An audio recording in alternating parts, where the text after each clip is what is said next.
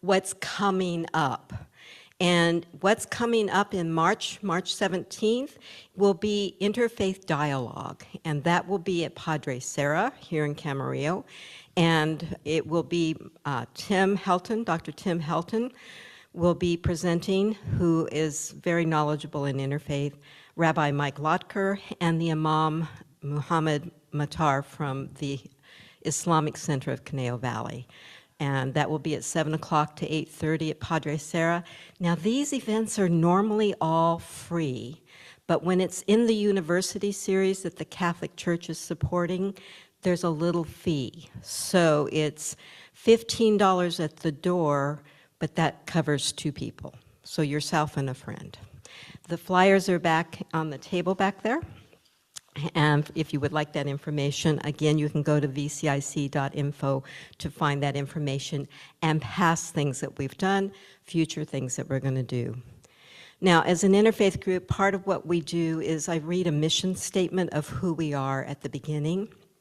And that is the mission of Ventura County Interfaith Community, established in 2005, is to create a safe and nurturing space where individuals from diverse faiths and backgrounds can come together to learn, to share, and to grow while warmly embracing all community members. And the other thing we would like to do is acknowledge that we were not the original people in this area. And we would like to acknowledge that the land on which we gather this evening is the ancestral home of the Chumash people. For thousands of years, the Chumash have cared for this land, fostering deep connections to its mountains, coastline, and natural resources. We honor their enduring presence, resilience, and contributions to this region. As we meet here, we recognize the importance of respecting indigenous sovereignty and supporting efforts toward justice and reconciliation. May this acknowledgement serve as a reminder of our shared responsibility to learn from and uplift the indigenous voices in our communities. And then finally, and of great pleasure, and I don't know if I can say them all right. So, Rabbi Mike is not only my friend, but he is a second career rabbi, having been ordained at age 55 from the Hebrew Union College Jewish Institute of Religion in 2003. He is a physicist who spent his first career in alternative energy, focusing on wind, solar, and geothermal energy. He holds an undergraduate and graduate degrees in physics from Queens College in New York City and from the University of Illinois. Prior to his ordination from HUC-JIR, the Reformed Movement's Rabbinic University or Seminary, he received his Master of Hebrew Letters degree from the same institution. An entrepreneur, he started a number of alternative energy firms, including wind power development company that installed and operated wind farms in Hawaii and California. He is widely published in the alternative energy field. So that's, if we drive out to Palm Springs, that's what we see, right? There's a street named Lotker Lane among those. So there you have it. He is presently Rabbi Emeritus of Temple Naomi, where we are this evening, the scholar in residence at Temple Adat Elohim in Thousand Oaks, California, and the community rabbi for the Jewish Federation of Ventura County. He is a member of the Central Conference of America Rabbis and the Board of Rabbis of Southern California. His interest and participation in interfaith dialogue stimulated his rabbinic thesis entitled Ezer Kinekdo, Towards the Theology of Jewish-Christian Partnership. He is sought-after speaker at synagogues, churches, and campuses, and weddings. And I was going to say, and funerals. In June 2014, he offered the opening prayer of the United States House of Representatives. So I am very honored to ask you and thank you to speak this evening, and it's amazing to know you. I'll let you hang on to the microphone if there are questions. Okay. Welcome, everyone. I am delighted to be here. It's hard to express how relaxed I am about this. I have given this talk so many times, I am absolutely bored to tears with it. So So what I would do is encourage you, and they probably can't see me too bad. What? Nope. Microphone's on? I hear it. There we go. Oh, that's much better. Turn that little switch on. I once led services, and somebody figured out during the services that the microphone had not been turned on, but almost no one noticed. I did something about how loud I am. Do I have to turn this on, or we'll get there? Okay, there's the green light on. That sounds okay. Okay, good. So I'm delighted to be here. As I said, I know this talk backwards and forwards. I know where all the jokes are. I know where all the fun stuff is. What is very helpful, and we have a small group, is I encourage you to ask questions even as we're going along. Probably save your alternative speeches till the end, but questions particularly of clarification are really helpful, I think, for all of us, because chances are if there's something that was hard for you to understand, it was probably hard for other folks to understand. So let's see how this thing works. Whoops. Okay, so one of the things I want to point out, a little delay in this, okay, is I have a website, which cleverly enough is called Lotker.com. And on the website, I know you can't see these slides, but there's a thing called classes. And one of the classes one of the selections is interfaith. I have, it looks like, a 4-session discussion of children of Abraham comparing Judaism, Christianity, and Islam, and then supporting materials. And I have the slides that I'm going to be using today, but in a couple of different talks that I've given on this subject.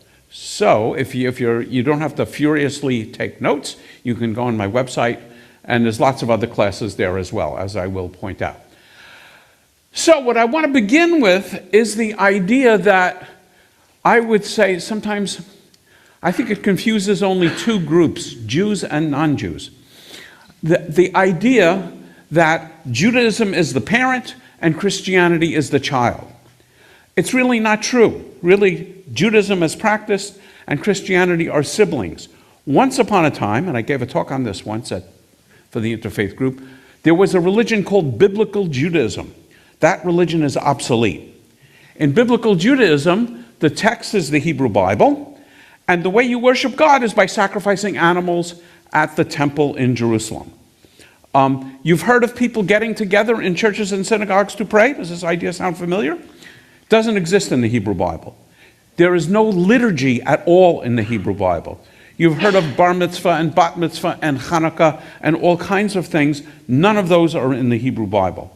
So Judaism and religion both come from the same source. They both come from Biblical Judaism, and they are both heavily influenced by an important event that takes place in the 1st century of the Common Era. We don't say BC, before Christ, and AD, Anno Domini, year of our Lord. We say BCE, before the Common Era, and CE, Common Era. So in the 1st century of the Common Era, there are important things happening in the world of Judaism and in the world of Christianity. First, looking at Christianity, the key event, of course, is the arrival of Jesus, who is understood not only as a rabbi, but as the Messiah, and also in some sense God. We'll talk more about that.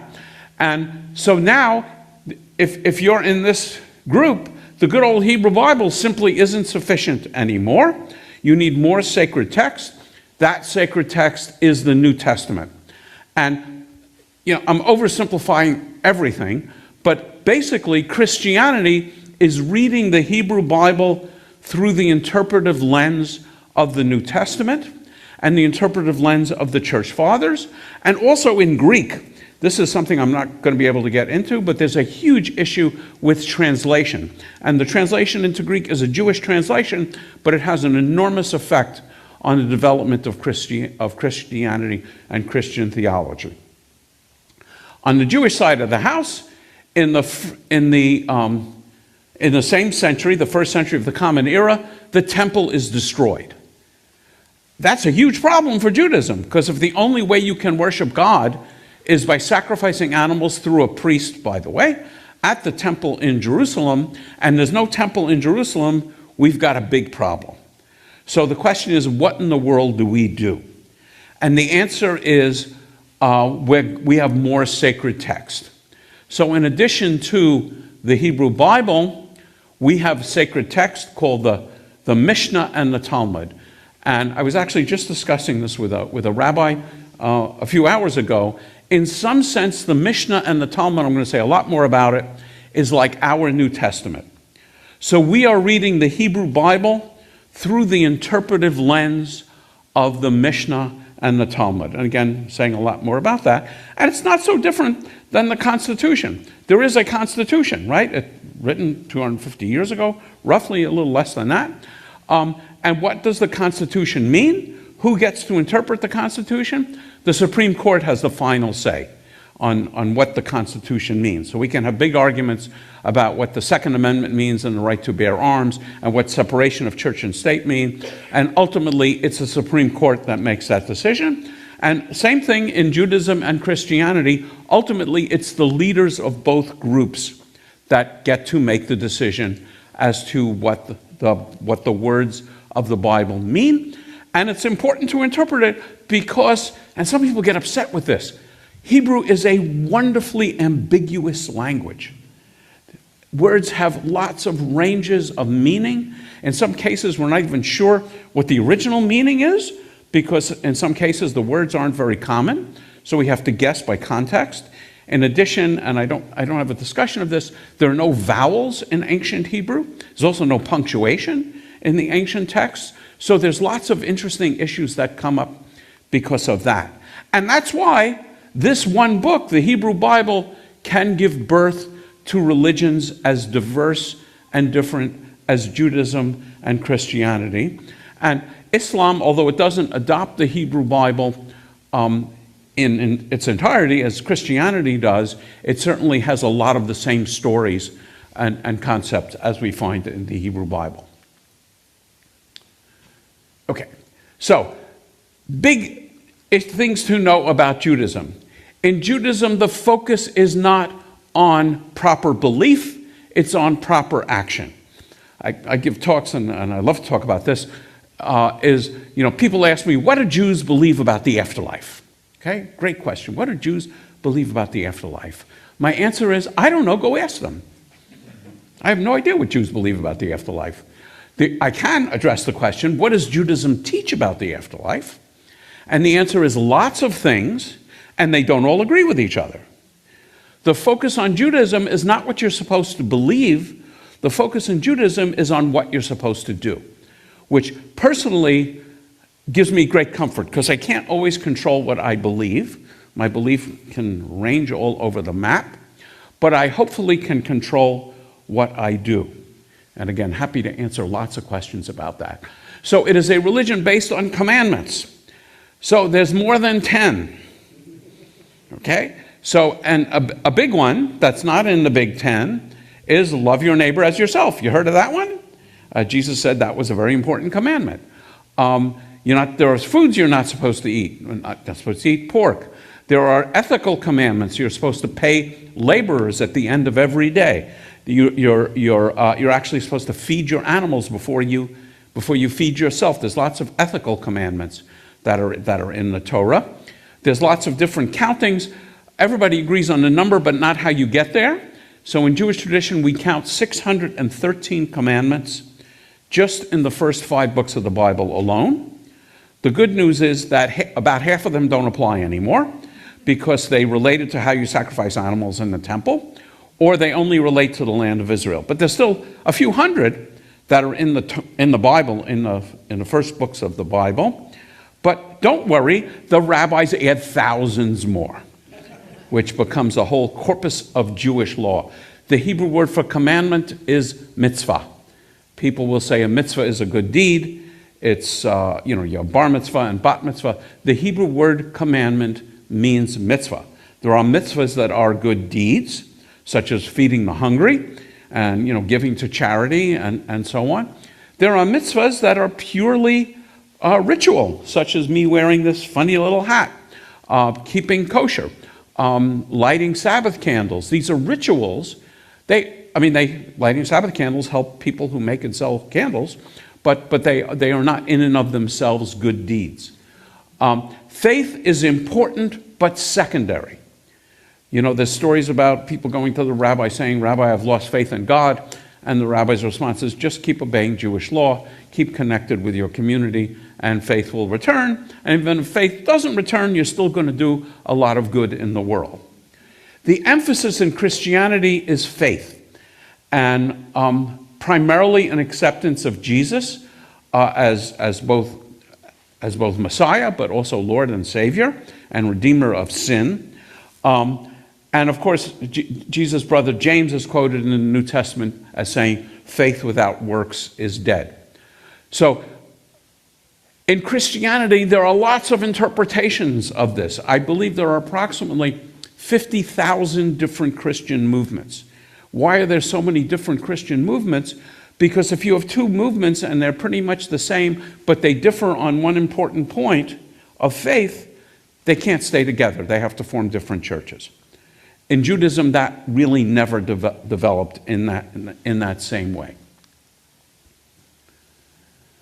So, Jewish peoplehood. In ancient times, your religion and your nationality were one and the same. If you were a Greek, you would worship Greek gods. If you were a Roman, you would worship Roman gods. If you were an Egyptian, you would worship Egyptian gods. If you were an Egyptian and someone asked you what your religion is, you wouldn't know what to tell them. What do you mean, what's my religion? Oh, you mean, what's my favorite god? Ra, the sun god. I can lie on the beach and worship Ra, 8 hours a day. So religion and nationality in ancient times were one and the same. Judaism is the sole survivor of that system. Most of us, Jews, are Jews by chance. Namely, our parents are Jewish. And then there are some folks, and we have a few here, that are studying to become what we call Jews by choice. So you can become a Jew. I don't know what's on the slide here. So I haven't gotten there yet. So the Israelites worship the Israelite God. So if you were one of the Israelite tribes, there were 12 tribes, you would worship the Israelite God. That's basically where the Bible leaves off. There is really no mention or discussion of conversion in the Hebrew Bible. Judaism, as I mentioned, is a sole survivor of the system. Not every Jew is an Israeli, but every Jew is a member of what we call Am Yisrael, the people Israel. So I'll say more about that. The nation Israel is 77 years old. I always know how old Israel is because it's exactly the same age as I am. But the people Israel is thousands of years old.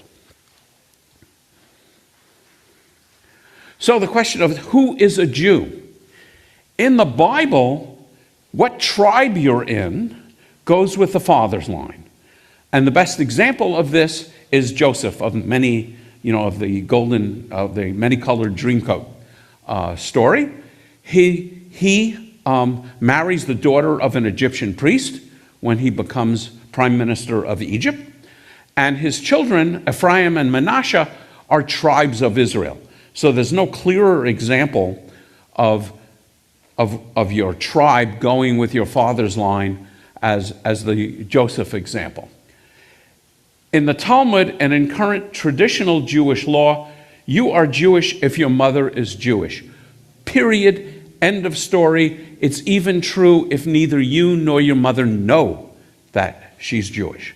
And the best example of this is Madeleine Albright, President Clinton's Secretary of State, who once news media got interested in her, discovered that her parents had actually been born Jewish, and later in life they converted, when she was still a child, I believe, to Christianity to escape anti-Semitism during the Holocaust. Because because Madeleine Albright's mother is Jewish, she is as Jewish as the chief rabbi of Jerusalem, and so are her kids. And by the way, I say this to the two ladies here that are interested in conversion, once you're in, you can't get out. Okay? Because you are actually adopting a Jewish nationality. People who convert as children have a one-time option when they become adult to get out. But if you're a Jew, you may adopt a different religion. You may deny God and Judaism. You may convert to Christianity or to Islam or to another religion. According to Jewish law, you're still Jewish. You can't get out because it's a central element in your nationality. And your beliefs don't matter, which is, again, Judaism focuses on proper actions.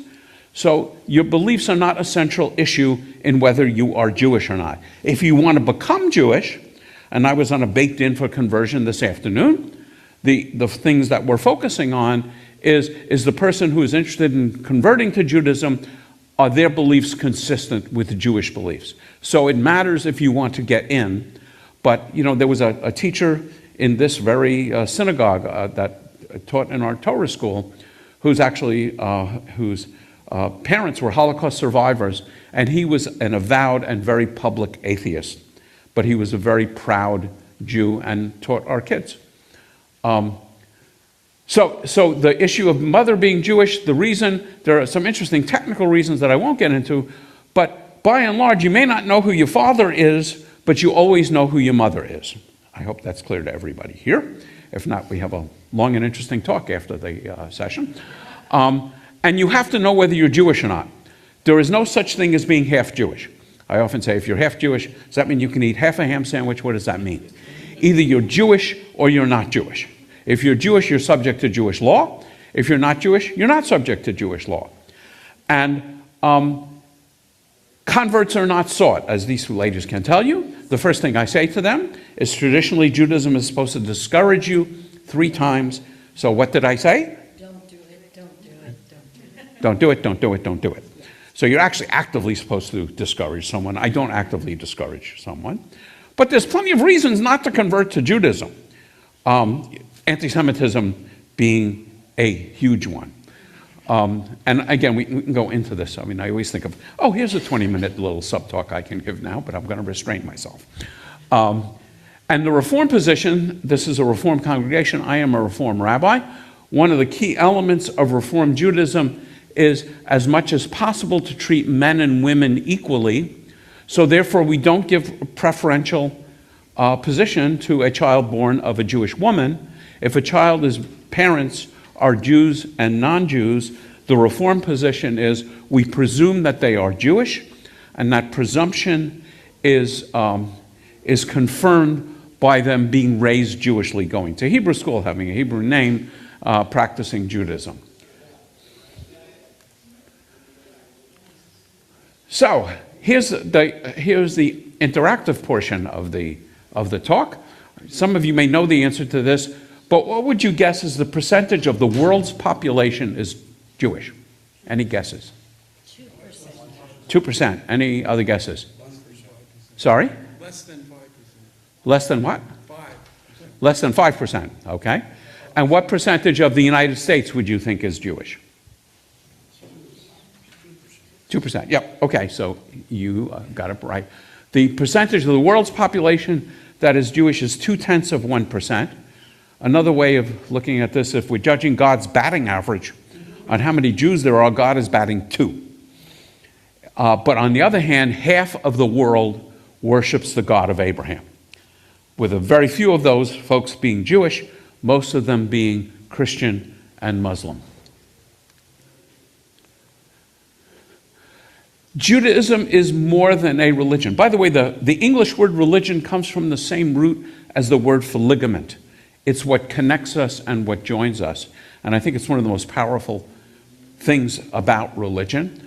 So you will meet, I think I took this slide when I was talking to marriage and family counselors in training. You will meet people who strongly identify with their Jewish identity, but don't practice or even believe in God. I just got a funeral that I'm going to be conducting fairly shortly of someone like this, who very proud Jew, but didn't believe in God at all, but still wanted to have a rabbi at his funeral. Issues can get very interesting when people are hatched, matched, and dispatched, namely on ceremonies surrounding birth, surrounding weddings, and surrounding funerals. people start focusing on Jewish law and the fine points of Jewish law. It's a very, I mean, for someone like me and Rabbi in back who do these kinds of ceremonies a lot, it's very interesting about, they will be having shrimp cocktail for dinner, but they want to be sure that at the service everything is absolutely according to Jewish law. Jews are one people, but many cultures. People will often say, I'm a cultural Jew, but there are many Jewish cultures.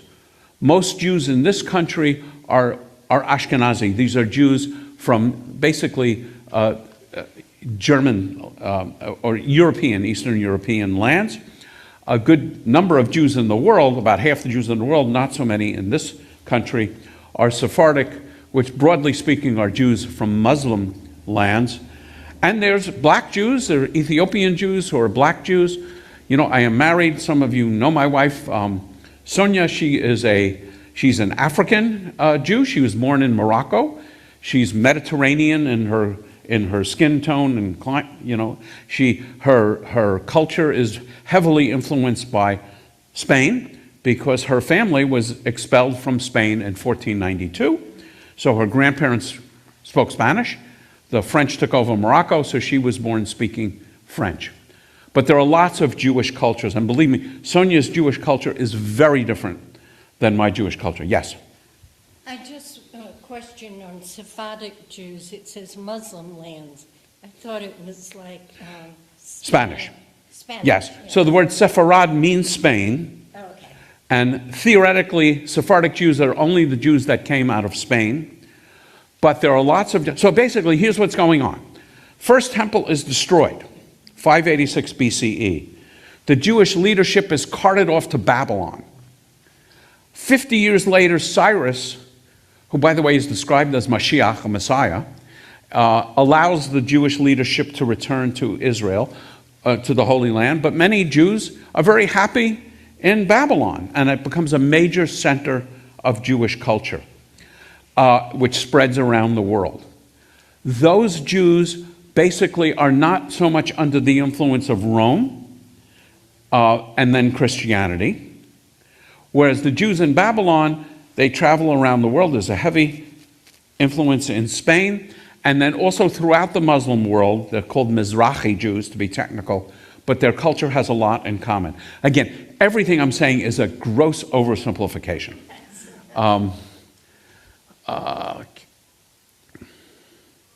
So I want to say a few words about a very complicated subject, and that is Jewish sacred literature beyond the Hebrew Bible.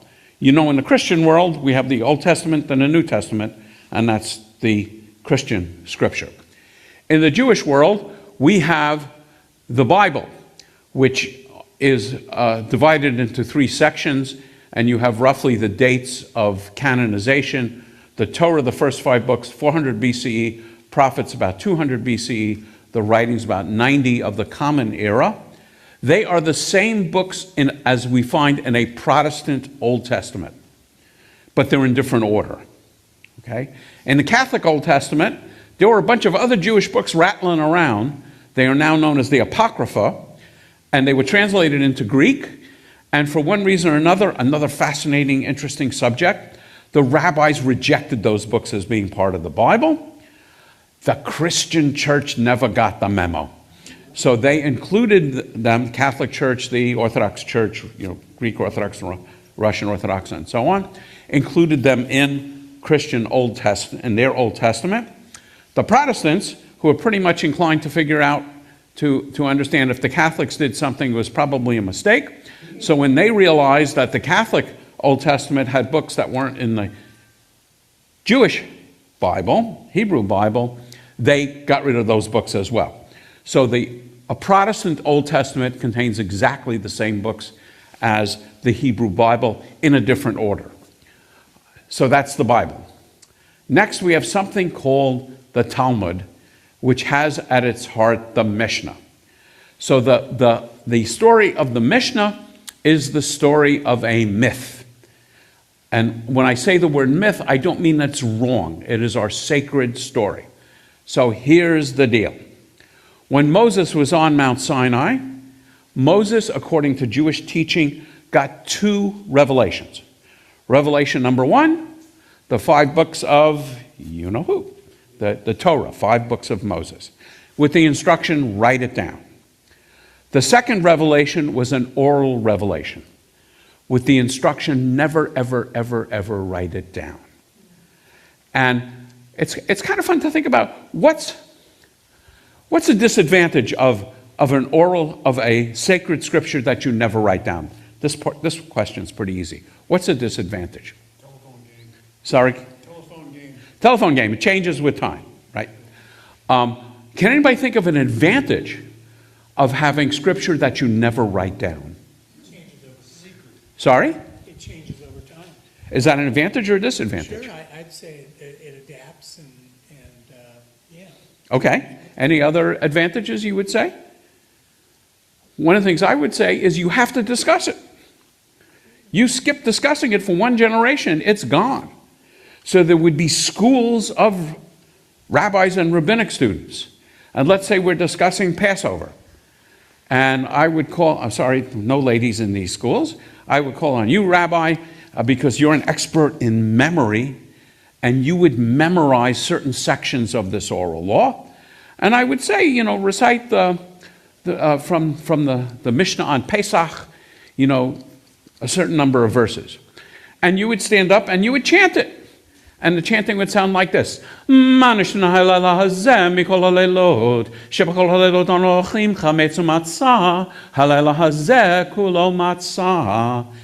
recognize that? What is it from? 4 questions about Passover.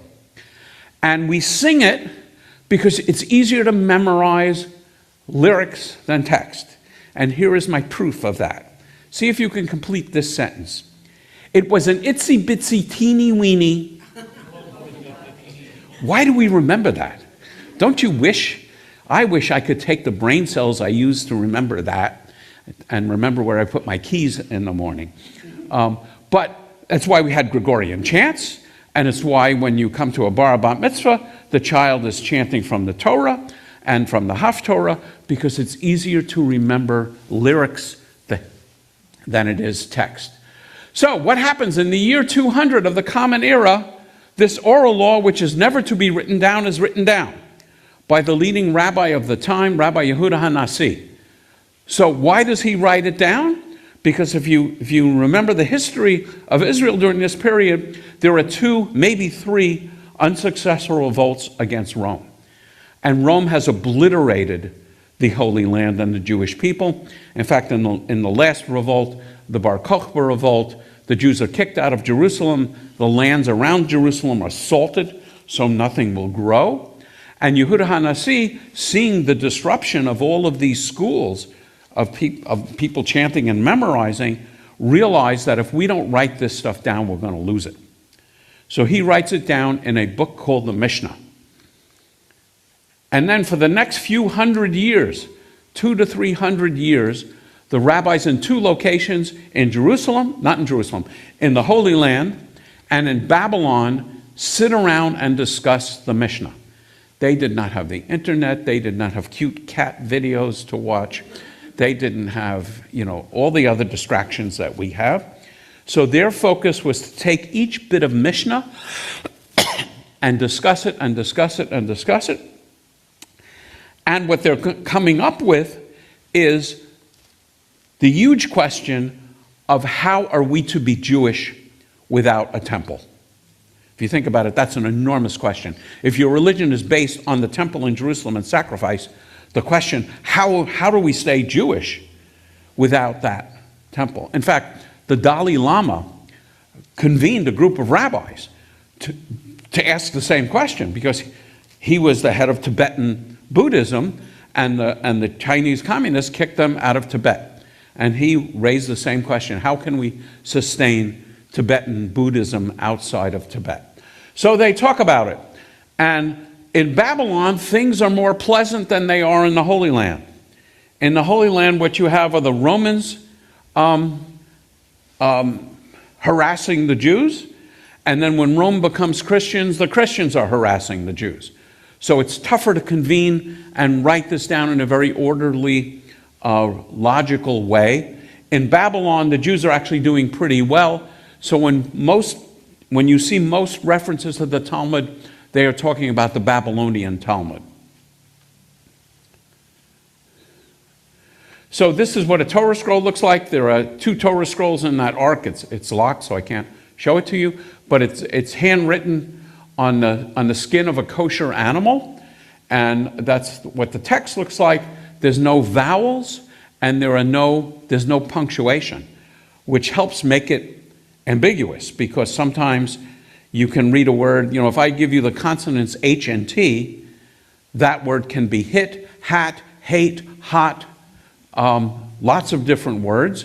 You have to tell from context what the word is, and sometimes you can't tell. Sometimes it's really interesting. Moses, how many of you have heard the idea that Jews have horns? Don't be shy. The statue of Moses in Rome and the bas-relief image of Moses in the United States House of Representatives, where all the lawgivers are across the panel, has Moses having horns. Because when Moses comes down from the mountain, it says that Kuf Resh Nun were coming from his head. Now, if I read that as Karan, it's beams of light. If I read it as Karen, different vowels, it's horns. So sometimes it's truly ambiguous. Again, lots to discuss there. Here is an image of the Mishnah. So if you've got a Mishnah with its commentaries, it's in 6 orders, and sometimes you'll find it in one book, just the English, about 800 pages. So even just the Mishnah is much larger than the New Testament. It's about the same size as the Bible itself. And then this is what a page of Talmud looks like. So in the center of this page, you have the Mishnah and the commentary on the Mishnah. It's called the Gemara. And then in the margins, you have what we would call in today's technology hypertext. So there's something interesting going on. Well, I want to see what Rashi had to say about it, a major commentator. So his discussion would be over here, and other rabbis' discussions are over there, and there's even tiny little text telling you where else to look for discussions. I really do believe that being nearsighted is an asset in Torah study, and I am very nearsighted since I've had cataract surgery, and I am no longer nearsighted. But I could read text really small, and sometimes this text is really small. So I want to give you an illustration. So this is what a Talmud looks like with its commentaries. So the New Testament is about 1/3 of the total size of a Christian Bible. The Talmud is much larger than a Hebrew Bible, and it is astoundingly complex. And again, if there's interest in Talmud, well, you can go on my website and take a look at classes I've taught on Talmud, but it is just astoundingly complex and involved and very, very enormous. There is a tradition in the world called Daf Yomi, reading 1 page of Talmud every day. And there's groups around the world that participate, and everybody in the world in this group is reading 1 page a day. It takes 7 years reading 1 page a day to get through it. Yes? So what, if you could summarize that, looks like 20 volumes of books there, what's the content? Okay, so, boy, I don't know. So what I would say is, by and large, the rabbis are trying to figure out what Jewish law should be. So they're starting out with sacred texts, which they believe God gave them, and the Mishnah, which is the oral law, which they believe God gave them. And they are trying to come up with how should we live our lives. Okay, so I'm going to give you an example. 3 times in the Bible, we read the phrase an eye for an eye. You've heard of this? Text lectionis, I think. An eye for an eye, a tooth for a tooth, a wound for a wound, a life for a life. 3 times God says this. The rabbis were really uncomfortable having a world filled with one-eyed people. So they proved, are you ready? They proved that God didn't mean it. How did they prove it? Let's say you and I are having a discussion about this. And I have 1 good eye and 1 bad eye. And I knock out one of your eyes. Which one of my eyes should you knock out? The already bad one. Sorry? The already bad one. Well, then you haven't hurt me at all. I made him half blind. I was already half blind. By knocking out my bad one, you haven't hurt me at all. If you knock out my good one, you've made me completely blind. That's not fair. Therefore, God didn't mean it. And the rabbis, through excruciating logic, proved that God didn't mean it. And what they meant, any lawyers in the group, they proved that what a lawyer would call a tort, that there should be monetary damages. And just for fun, what's the value of losing your eye? You would say, wow, how could you possibly calculate that, right? Not hard at all. You go to the slave market. You find out what's the price of a slave with 2 good eyes, and what's the price of a slave with 1 good eye. Okay, that's a value. But what about pain and suffering? Then you ask the question, how much would I have to pay you to knock out one of your eyes? Everybody's got a price, okay? Presumably 10 billion would probably do it. Presumably, $5.87 wouldn't. But there's a price. Or, how much would you pay me not to knock out one of your eyes if I could? So the rabbis are going to go through this. So the major thing they say is the point of this law in the Torah is it's the same punishment for everyone. In other legal codes, like the Code of Hammurabi, if a prince knocks out a slave's eye, there's no damages. If an ordinary person knocks out a prince's eye, he's probably going to be put to death. But the major point that the rabbis come up with is everyone is subject to the same law. So just imagine, doing that and spending your entire life studying that, and that's the really simple example. Okay, so I'll give you some more, another good example. Okay, so here's what we find in the Bible, in the Torah, about the Sabbath. Remember the Sabbath day, keep it holy. 6 days you should labor. By the way, we like to forget about that commandment. We love the commandment about resting, but working on the world and making the world a better place is a full-time job 24/6. 6 days you work at it, 1 day you don't work at it. So 1 day you don't do any work, not your son, your daughter, your manservant, the maidservant, not even the cattle or the stranger that lives among you. Is this clear to everyone? And by the way, it's punishable by death. Working on the Sabbath in the Bible is punishable by death. So here's a question. How do you define work? Anybody want to take a cut at how you would define work? Pretty important if you're going to be put to death if you violate it. How about changing a baby's diaper? Is that work? I'm sorry? That's not what I asked. I asked, does it work? Are you allowed to do it on the Sabbath? It's a mitzvah, not a work. It's a mitzvah? It's actually, well, you could argue it's a mitzvah. I wouldn't disagree with that. But a mitzvah, well, yeah, a mitzvah could be work too. But anyway, that's another issue. But so the point is, it's pretty important to know what work is. You would think if God was going to punish people, if he's putting them to death, if they work on the Sabbath, somewhere we would be given a hint as to what's work and what's not work. Yep. Lighting a fire. Lighting a fire. And that's actually in the Bible. Right. Okay. But there's a lot of other things as well. So the real question is, how does God define work? So here is what the Mishnah says about work. It says the primary categories of work are 40 less 1, namely 39. And it's things like sowing, plowing, reaping, binding shears. The one I always like to point out is writing 2 letters, and they don't mean one to mom and one to dad. They mean writing an aleph and a bet. You're not supposed to write on the Sabbath. Putting out a fire or starting a fire. You're not allowed to start a fire on the Sabbath, but you're also not supposed to put out a fire. So if the house is burning and there's no danger to anyone, saving life supersedes these, you let the fire burn. And a lot of other things. So 39 major categories, and then the Gemara is going to go on page after page after page after page discussing each of these.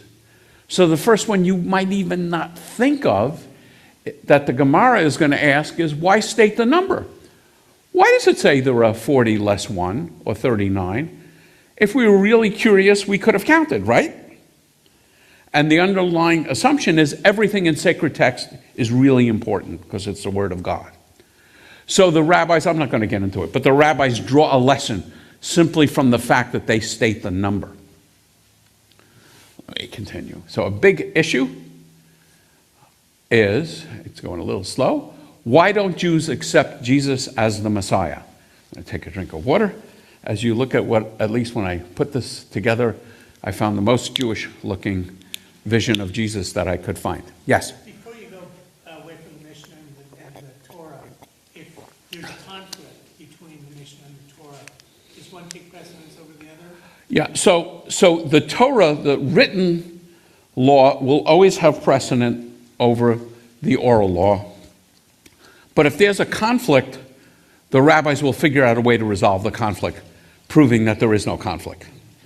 And if you want to be inspired on how to do that, just watch presidential press conferences. Okay. Although the rabbis actually have to follow specific laws of logic.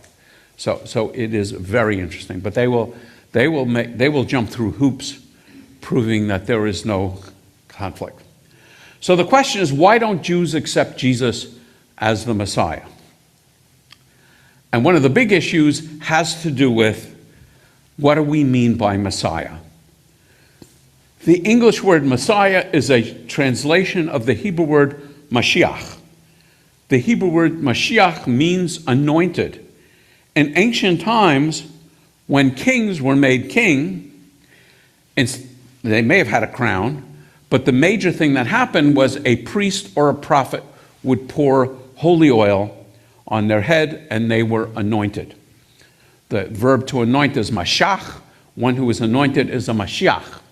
There are 39 references to Mashiach in the Hebrew Bible because there are lots of kings. And as I mentioned, even Cyrus was called God's anointed because he allowed the Jews to return from Babylon to the Holy Land. But not one of these references to Mashiach in the Hebrew Bible refers to a future Redeemer. It is simply someone who is anointed. When the Hebrew Bible is translated into Greek, again, a Jewish translation, you've got to pick a word in Greek, right? When you get to the word Mashiach. And the word in Greek that they pick is Christos, which is where we get the word Christ. And I always like to put it in the Greek because when you see like Xmas, it's not that they don't want to write the word Christ, but this is the Greek word, Greek letter chi, standing for Christos. So I'll just finish the thought here. So the Greek word Christos, of course, gives rise to the English word Christ. So when I refer to Jesus in talks like this, I'm always careful never to refer to him as Christ, unless I'm making a specific point like Christians understand Jesus to be the Christ, the Messiah. You had a question. Is there a word in the Hebrew Bible that does refer to a future Redeemer? There's a word for redemption. It's Goal. Is there a person that's associated with? So Jewish tradition speaks about a future Messiah, but let's talk about what the Jewish understanding of the Messiah is. It's a very good question. Jewish understanding of the Messiah. Funny how this came up. I'll give you the 5 shekels. I owe you to plant that idea later. The Jewish understanding of the Messiah is someone who is fully human and only human. A political and or military leader like King David or any of the kings of Israel. Not God in any sense, and not the child of God in any sense beyond the idea that we are all children of God. It is not connected at all with redemption of sins. Only we can atone for our own sins. For sins against God, God forgives. Let's say, what would be a sin against God? Breaking the Sabbath, right. So Judaism teaches that if we're sincerely repentant about breaking the Sabbath, about the fact that we broke the Sabbath, we resolve not to do it again, and God's watching, and we don't do it again, we believe God is both just and forgiving. So for sins against God, we ask God for forgiveness, and we are confident that God will forgive us. Here's a big difference between Judaism and Christianity. For sins against another person, Judaism teaches that God cannot forgive those sins unless the person who has sinned asks the person who he or she has offended and receive forgiveness from that person. So if you asked a question, as you did, and I said, that's really a stupid question. You look like you're much too intelligent. Not my first. That's a terrible sin in Judaism. And I would have to ask your forgiveness and receive your forgiveness. Now, Talmud, pretty thorough here. My obligation is to ask you 3 times. If you don't forgive me, and I'm sincere, and by the way, if I stole your I don't know, your camera or dented your car or something, I would have to the maximum extent that I could, undo the problem. But then if you just don't forgive me out of spite, I've done my job. So there's one sin that is by definition unforgivable. Can anybody figure this out? Murder, exactly. By definition, the person you've murdered can't forgive you. And by the way, that raises the question, what is the word, one of the big 10, a thou shalt not, has to do with taking human life. So what does the commandment say? Thou shalt not kill. Okay, I heard a lot of kills. Any other answers? Okay, so how many people would say it says, and means don't kill? Raise your hands. How many of you would say it means don't murder? Okay, so let me ask another question. How many of you have murdered today? Oh, good. How many of you have killed today? Let me pose the question differently. How many of you brushed your teeth this morning? You killed God's precious bacteria happily living in your gums? You killed them? You killed them? Right. So we do killing every day. Even if you're a vegetarian, you probably killed some broccoli, directly or indirectly. I will confess to the slaughter of lima beans, string beans, tonight. So the question is, how does it become thou shalt not kill? And I heard one scholar say, in the time of King James, so we're talking about the 1500s, the English word kill meant what we mean by murder, and the English word the English word kill meant what we mean by murder, and the English word slay meant what we mean by kill. So when King James translated, in his time, not he was doing the translation, English changed. So we get this idea we shouldn't kill. And so there's real issues about killing in self-defense. And in the Talmud, it actually says if you know someone's getting up at 8 in the morning to come and murder you or other people, it is a mitzvah. It is a commandment that you kill that person before he can murder you. You are commanded to protect life, even in self-defense. So that's, yes? How do you prevent yourself, amongst all, say, the rabbis, how do you prevent yourself from going around in a circle in these discussions without coming to a conclusion that everyone can live by? Why would I ever want to stop going around in a circle? Rabbi, would you like to comment on that? Sure, I'll give it a shot. Let me get close to you so hopefully somebody can hear. The answer is sometimes there are multiple answers.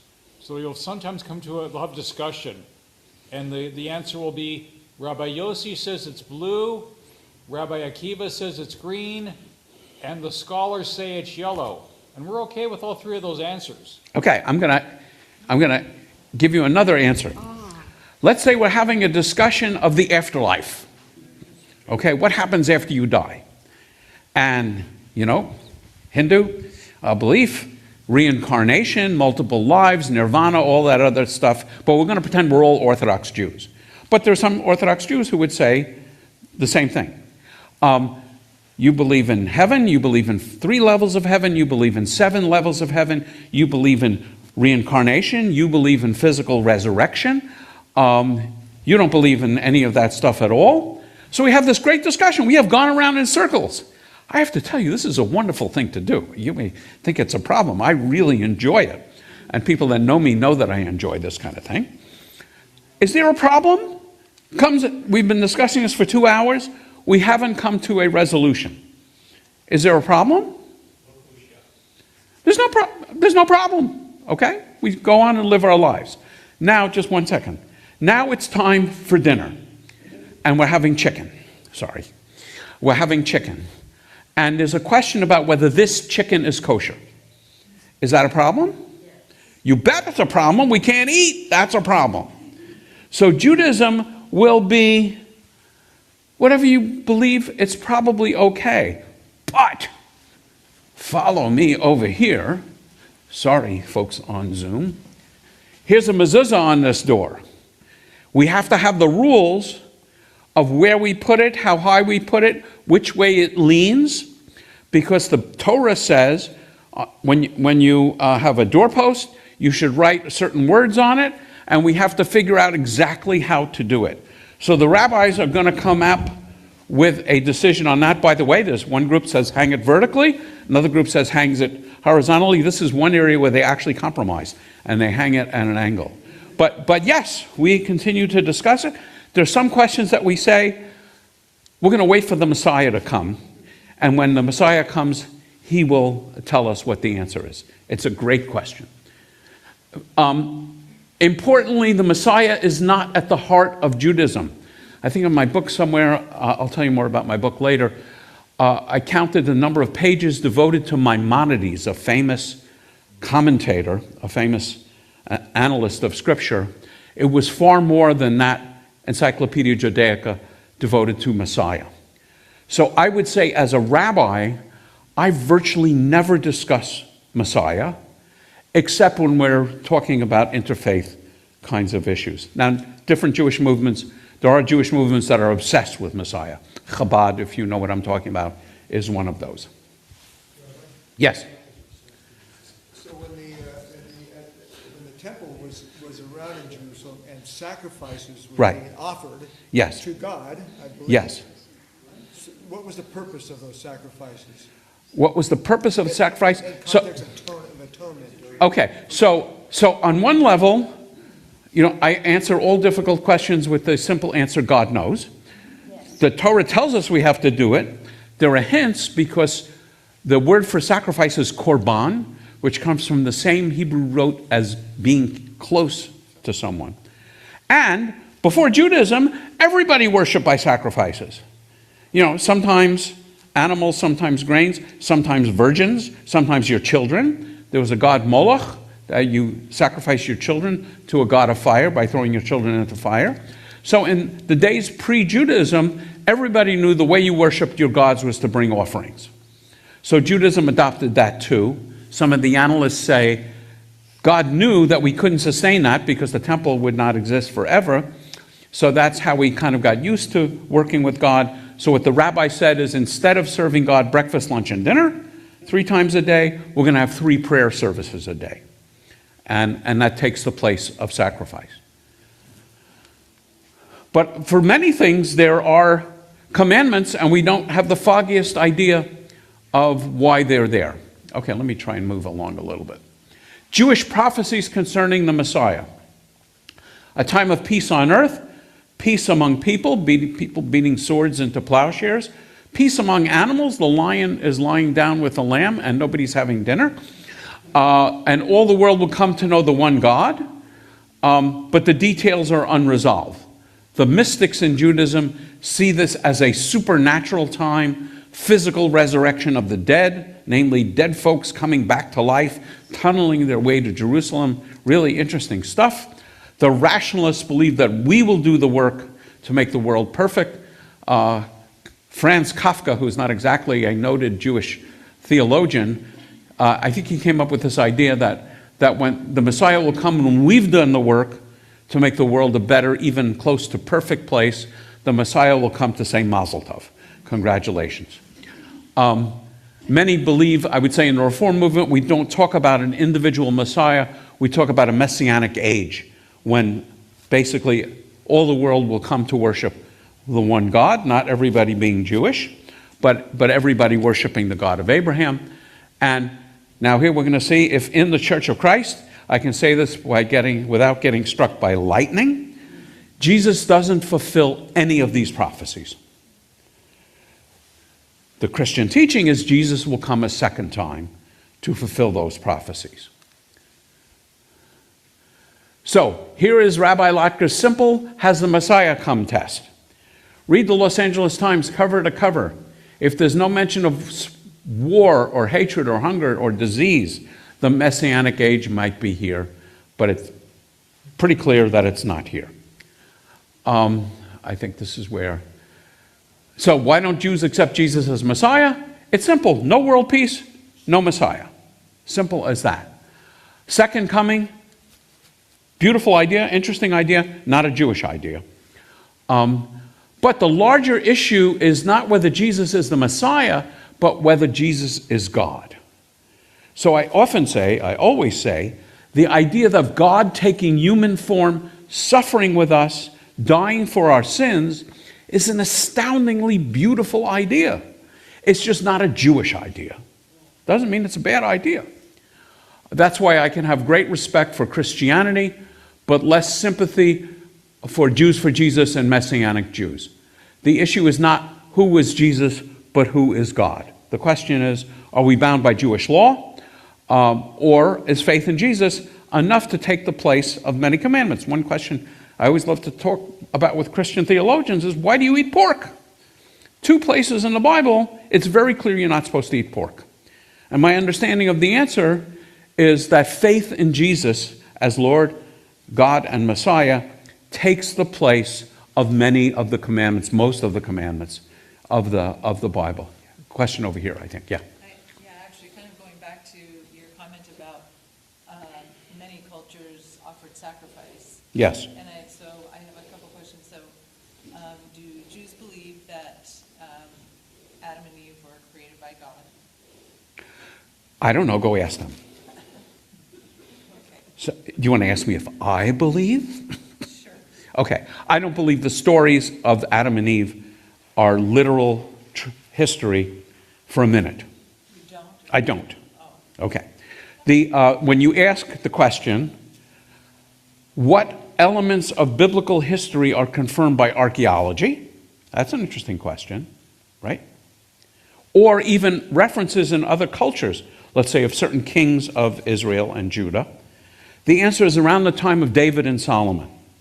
If you look at anything before David and Solomon, Moses, Pharaoh, the Exodus, and so on, there's no archaeological evidence for any of it. It is our sacred myth. Is it wrong? I'm not going to say it's wrong. I'm going to say it's our sacred myth. So here's a question. Okay, I'm going to give you one more element of this. Have you ever heard of the story of the boy who cried wolf? Did it really happen? That's not what the question I asked. Did it really happen? Well, we don't have any names associated with it. We don't. Suppose you could prove it didn't happen. Would that affect the truth of that story? No. The truth of the story of the boy who cried wolf is to teach an important lesson. I would say that's the truth of the Bible. It's not its historicity. It's not, was there a guy named Adam and a woman named Eve? By the way, I have a class, I've taught it, I think here, called Revisiting the Garden of Eden with a Jewish Tour Guide, which is really fun. Invite me to wherever you want me to come, and I'll talk about that. So the issue is, I'm a physicist. When I went to graduate school, I had physics textbooks. Every one of those textbooks is obsolete. The books I study at home are 1,000, 2,000, 3,000 years old, and they're not obsolete at all because they teach timeless lessons. So the truth of the Bible is not whether there was an Adam or an Eve. The truth is the lessons that we learn from it. And again, that's getting into the details is beyond the scope of what I have time to talk about. Yep. So for you, they're just stories. They're sacred myths, which is a much higher category than just stories. They are the foundations of our religions and our traditions. And they are sacred and they are important whether or not they actually happened. Do you believe Adam and Eve were the first to be commanded to offer sacrifices? It would never even occur to me to think about that. Because they don't offer sacrifices. It's their son, Cain and Abel, that offer sacrifices, and Cain murders Abel over the fight of whose sacrifice is better. But yeah, so I never thought about that question. but it's not a significant question to me. But it's a very interesting subject. Well, I think the tradition of doing that, even as people lost their understanding of what God wanted them to do, and that's why you see in all kinds of cultures and customs the continuation of sacrifice, animal sacrifice. So cultures come up with animal sacrifice. Does God want us to have animal sacrifice? Does God really need meat and the smell of barbecues? I don't think so. So I think God was preparing us for a different world, namely the world we live in, where what God really wants of us is ethical behavior. Yeah, that's the sacrifice we make now.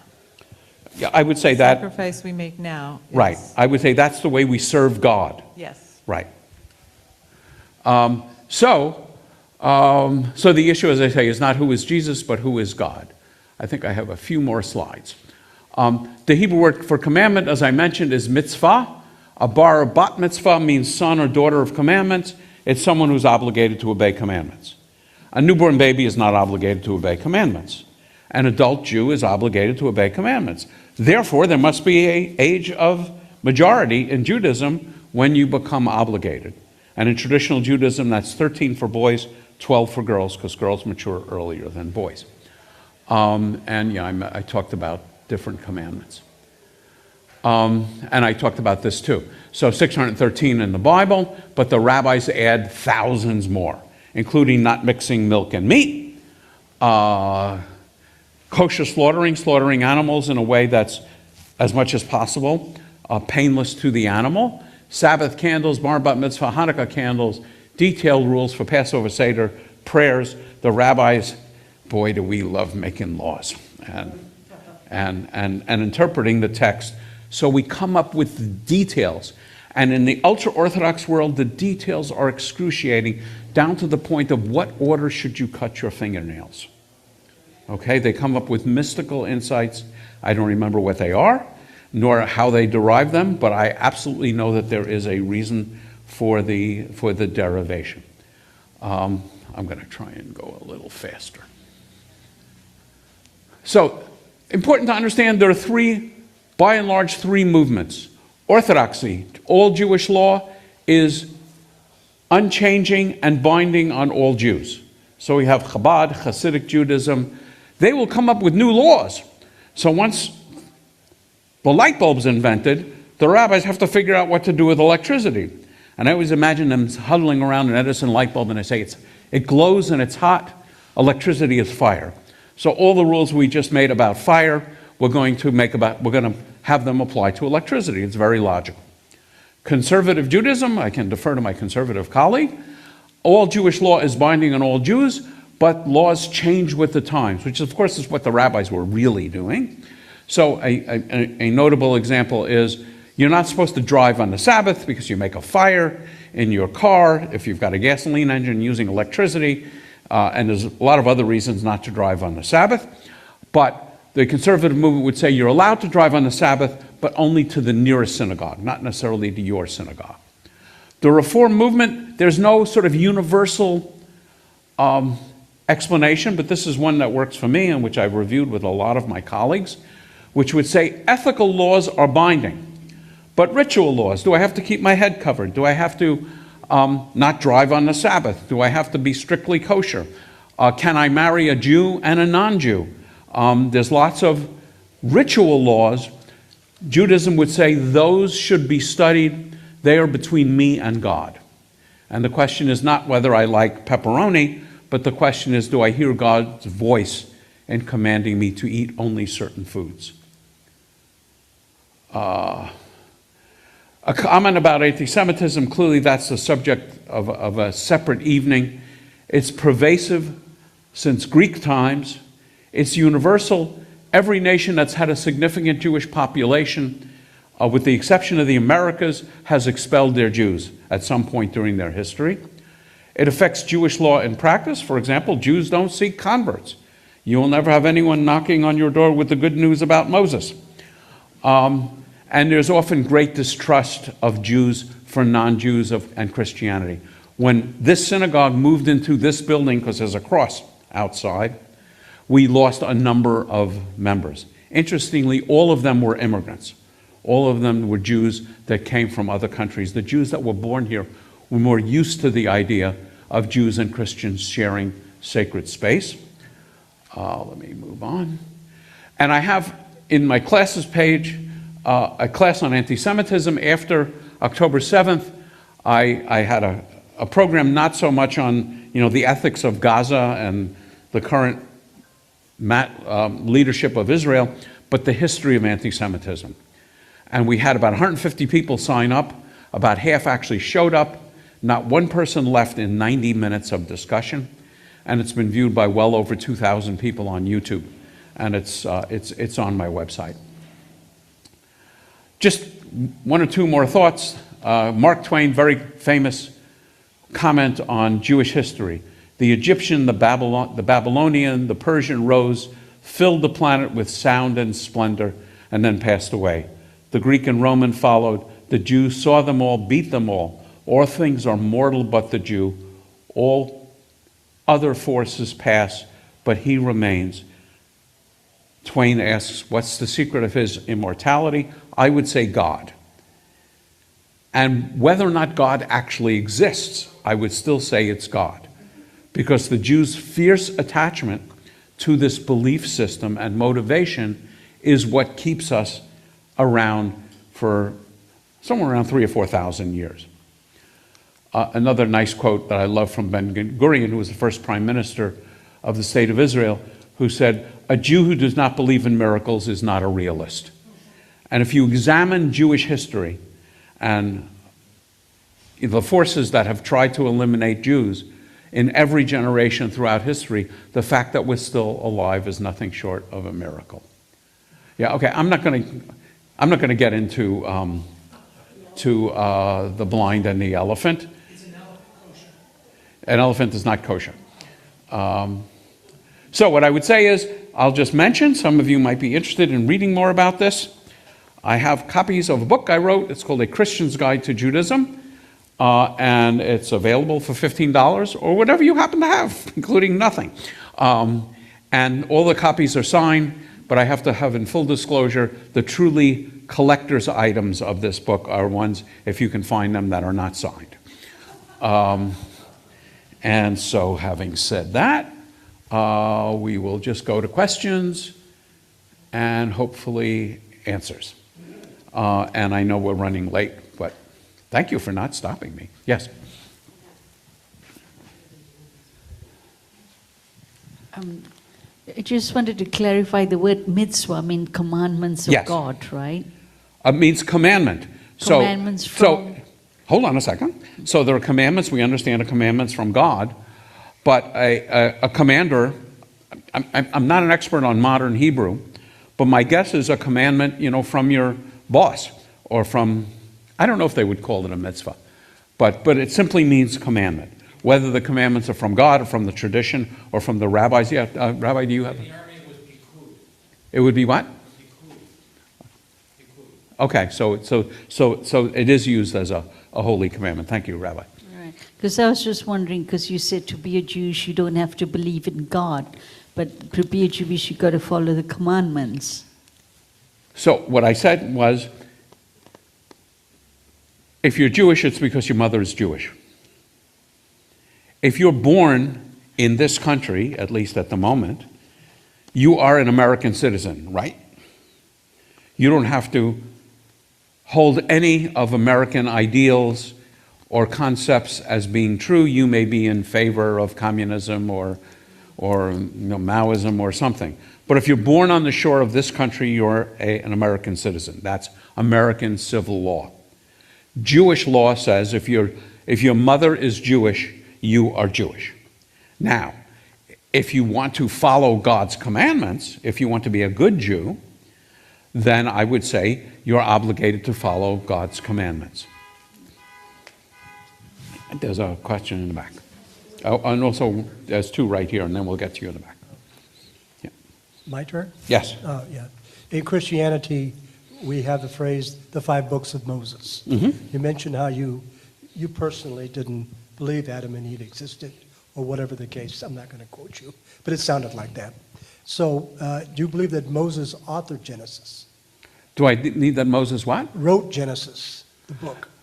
Okay, so what the biblical text says Yeah. is God dictated the 5 books of Moses, and Moses wrote them down. So Moses was the scribe, not the author. Okay. So, and I absolutely believe that's what the Torah teaches. Do I believe that literally happened? I would say, personally, I struggle with that belief, and that doesn't affect my Jewish practice. No. All right, thank you. Okay? I have a couple of questions. One. Hold the microphone closer to you now.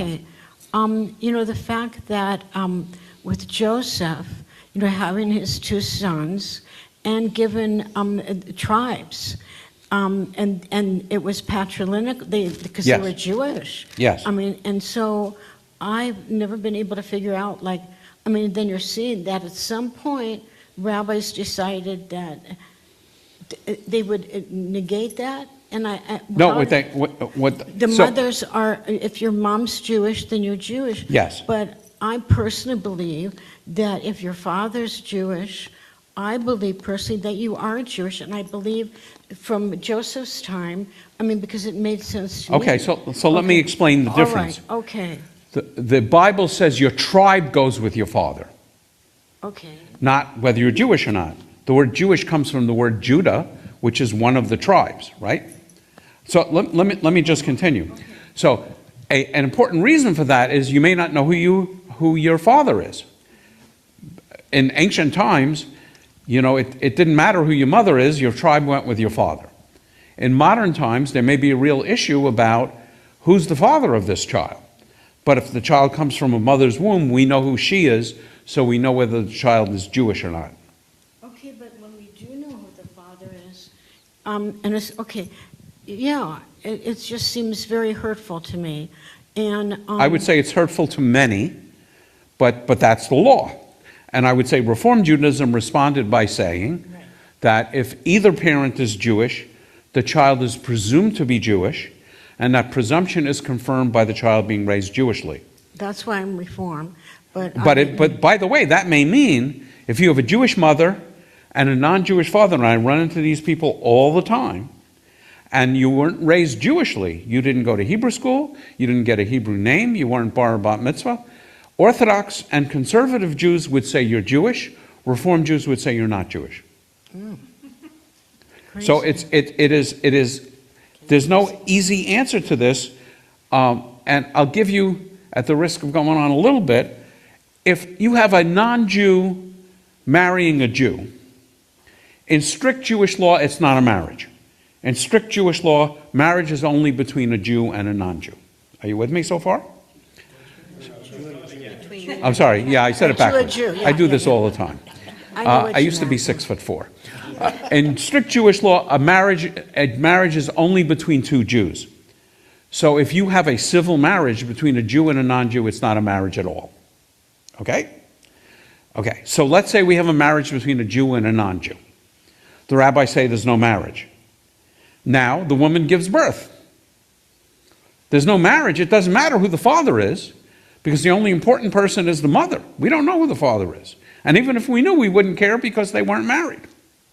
So that's, in strict Jewish law, that's how they got the decision to go by the mother. But I have had lots of conversations, occasionally very painful conversations, with people who either their father was Jewish or they don't really care who their parents are. They have adopted Judaism, they go to the synagogue, they love Judaism, and they want to be Jewish, and they believe themselves to be Jewish.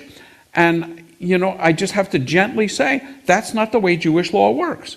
It's just like you come from, here's a far-fetched situation which you probably can't even imagine such a thing would exist. You have an immigrant who came to the United States as a child and was raised in the United States and loves this country and loves American values and completely considers him or herself American. Under American law, they're not American, right? It's exactly the same thing in Jewish law. Jewish law is a legal system. It is not only a belief system. And by the way, it's not only a religion, it is also a people. I would say Christianity is the first true religion where the important thing is what you believe, not so much, what your parentage is and your lineage is. But I understand it's troubling. And the more you dig into it, and there's lots of troubling things in Judaism. It's what I actually love to study. Well, also, with these two beautiful ladies, that they want to be Jewish, it's so wonderful. And I feel, that they have the spirit of Judaism, that they were there at Sinai with us. And then, however, they're here now. They were there. And that's confirmed by them going through a course of study? Can I just say one more thing, please? Also, the fact about the, you don't like me talking? It's okay. What, do you have something to say? No, okay. Okay, I'm going to speak. Rabbi, the thing with the pork. Yes. It came to me that when we were traveling in Portugal, pork is like everywhere. It is king. And it came to me that, and I felt this before from people that were not Jewish, but that it is a way, that pork, that animal, is used against us, that poor animal, because when we went into where there was, in Portugal, there was a synagogue. It had to be way, way down deep, hidden. And what they would do is, when they would be eating, they could, those people, I forget what the name of them, they would come in and... Okay, so let me interrupt and just say, the question is why pork? Why dietary laws at all? Oh, no, I understand that. I do. But it's like that it's become an animal to get to us. Because we were, like those people, the Inquisition, that people were sitting around and eating, and they had a sausage made of chicken, but it looked like pork, and that's why they did it. So when the people would come in, they'd go, oh, you're eating pork. So it saved their life. It's become an animal. Or I would say you could actually eat pork to save your life. Yeah, of course. Anyway, we can talk about it afterwards. All right. Okay. The question in the back. And Terry, you just cut it off whenever you feel the need to. I don't want to use it. I don't want to use my Well, phone. he's Yeah, but people at home need it. Okay. Are you going to have more lessons? So I will say two things. Well, more than two things. I have a website, and I have a zillion classes on my website. They're all on YouTube, and they're all kind of like this. And I also teach classes every Monday night and every Wednesday night on Zoom, and I record every class on YouTube. I have about 200 people for Monday night and 200 people for Wednesday night. They're many of the same people. Only about 10 or 15 show up, but sometimes I will get 200 or 300 people watching the YouTube, particularly when I have something kind of controversial, like did Moses have horns? All of a sudden 400 people have watched that video. So if you're interested in this kind of learning, you need to send me, I think I had, my email address is simply lotker@aol.com. I couldn't hear that. Or lotker.com, there's a way of contacting me there, and say, sign me up for the classes. Okay. Or just send me an email, or just, come up and talk to me afterwards and write it down. So, but I don't do a lot of teaching live, quite frankly, because it's so much easier on Zoom. I think it's better on Zoom. I think it's easier to see the screen and other people. And you don't have to drive.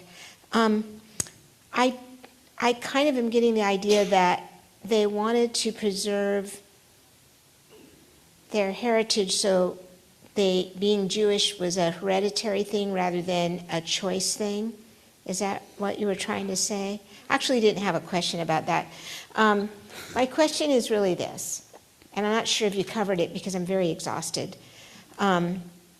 Why did the Romans persecute the Jews, and why do so many people hate the Jews now? Like people don't hate the Buddhists or why do people... Yeah, so the answer is, there's an hour-and-a-half class on YouTube.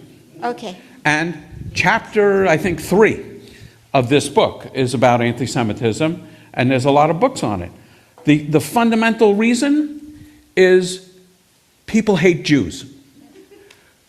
Christians, Muslims, have a thing about Jews because we deny that their God is God. We cling to the idea that our God is God. Voltaire was a horrible anti-Semite. The communists were anti-religious, but they were anti-Semites because they objected to the idea that we considered ourselves a people rather than Frenchmen or Soviets. Think of this. What possible idea in this country could unite the ultra far left in this country with the ultra skinhead neo-Nazis in this country? There's only one idea that unites those two. They all hate Jews. And fundamentally, I would say it's because we Jews preach that we are all from the same family, we're all created in the image of God, and we should treat each other as though we're all brothers and sisters. And now, if you're an ultra-nationalist, like the communists, that's a problem. If you believe Jesus is God, and we come from, we read that Bible in Hebrew the same way Jesus did, and we come to a different conclusion. So it's a complicated story. There's not a simple answer, but Jew hatred is universal. I would say if you want an hour and a half listening to me talk about that, just go to my website, find the anti-Semitism tab. Buy my book or any of a number of other books. Let's call it. We probably need to call it. Yeah, we'll call it, but I'm not going off. I'm not running off anywhere. I'm actually signing to my husband over there. One of the things we really like to do at the end of these is to have you complete a survey. And we're looking for not only how did you hear about this place, at this event, but probably what faith you are, what you liked and didn't like, and if you have any ideas of what you would like to hear. So the survey is important to us. Again, I'm going to remind you that you'll be able to go back probably and see this event on vcic.info, look for future events, and go back and look if you want to see other things. Just like Rabbi Lotker has a website, vcic.info has past events. I was going to mention I have copies of my book. Copy of his and book. I actually take credit cards. Oh, you have a Square? I have a Square. You are Square? I am Square. Okay. There are flyers in the back for the event at Padre Serra, which will be an interfaith event, interfaith dialogue. It's one of the only times that there's ever a charge. It's minimal, $15 for 2 people. Rabbi Lotker will be there. Dr. Tim Helton will be there, and the imam from the Islamic Canal Center will be there. So anything else I would like to say is just really thank you for being here this evening. Thank you back there for videoing this, and thank you for letting us use this facility.